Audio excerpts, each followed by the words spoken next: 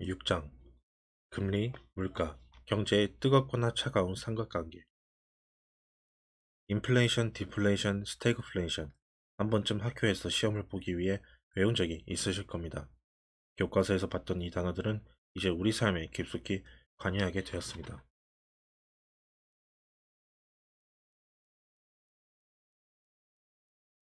인플레이션의 두 얼굴. 인플레이션의 시대가 시작되었습니다. 인플레이션이란 물가 상승을 말합니다. 물건값이 올라가는 것을 뜻하죠. 어제는 라면이 한 봉지에 1,000원이었는데 오늘은 2,000원이 된 것입니다. 이것이 물가상승 인플레이션입니다. 인플레이션은 경제가 성장할 때, 호황일 때 자연스럽게 발생합니다. 인플레이션은 좋은 현상으로 볼 수 있죠. 경기가 좋아지면 지갑이 두둑해진 국민들의 소비가 늘어나니까요. 이 소비자의 수요가 늘어나면 기업은 제품을 더 생산하고 실적도 향상됩니다. 회사가 실적이 좋아지면 직원들에게 보너스도 더 주고 제품 생산을 위해 직원 고용도 늘리게 되죠. 실업률이 줄어들고 소비가 많아지고 경기가 계속 좋아지는 선순환을 이룹니다. 한마디로 변동폭이 크지 않은 인플레이션은 경제에 좋은 영향을 미칩니다. 이 호황이 아닌 경우에는 인플레이션이 문제입니다. 2022년이 딱 그런 해인데요. 러시아와 우크라이나의 전쟁으로 원자재 및 원유 공급에 차질이 생기면서 두 가지의 가격이 폭등했습니다. 물가도 급격하게 올랐습니다.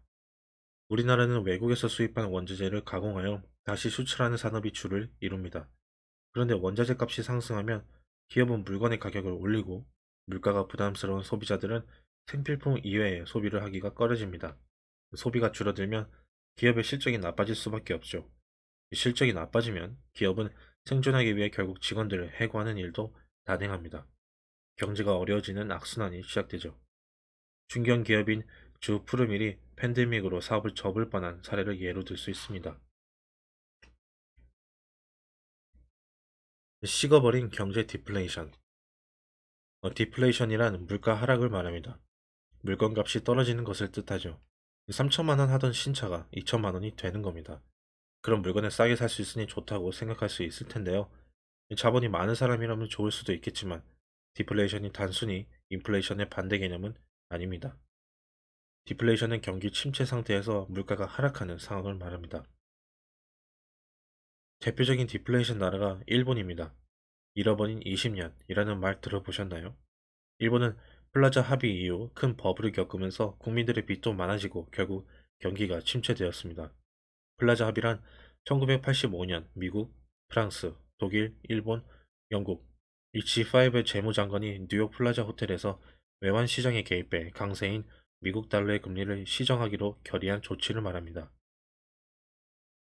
플라자 합의 이후 2년간 독일 마르크화는 57%, 엔화는 65.7% 절상되었고 미국 달러 가치는 30% 이상 급락하였습니다.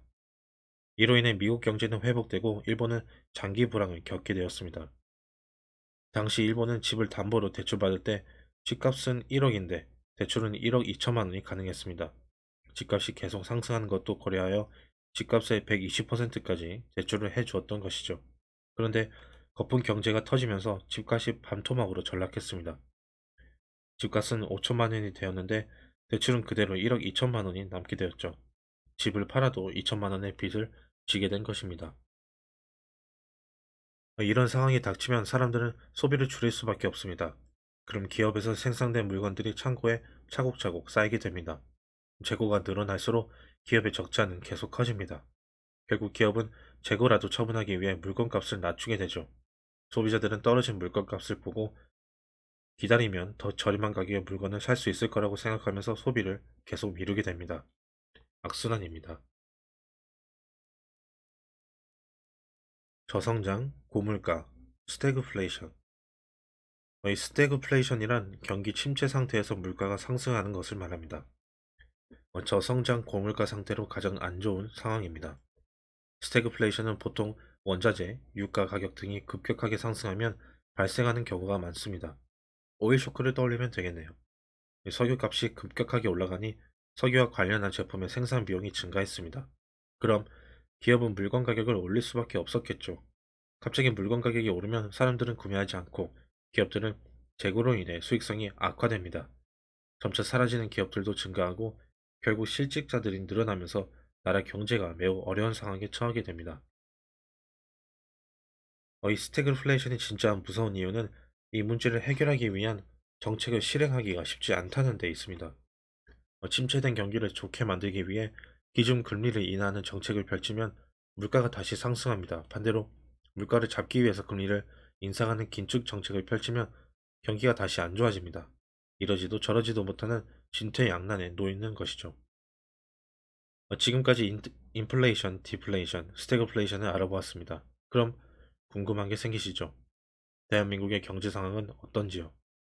우리나라는 본격적으로 인플레이션 시대를 맞이했다고 보면 됩니다. 2022년 정부는 인플레이션을 막기 위해 기준금리를 계속 인상했습니다. 물가 상승률을 잡아서 경기가 침체되지 않게 하려는 거겠죠.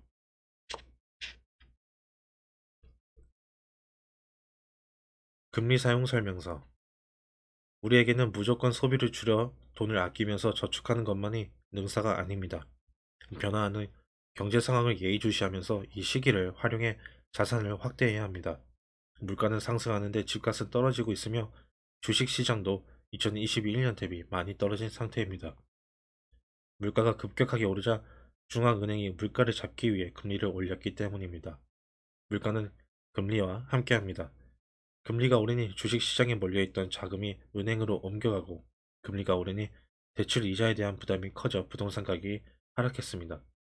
부동산에 투자하기에는 아직 많이 이른 시기라고 생각합니다. 앞으로 부동산 가격이 더 하락할 수도 있지만 사실 최저점을 잡기는 어렵죠. 실거주를 위한 부동산 구매라면 2023년 하반기부터는 관심을 가져도 좋겠습니다.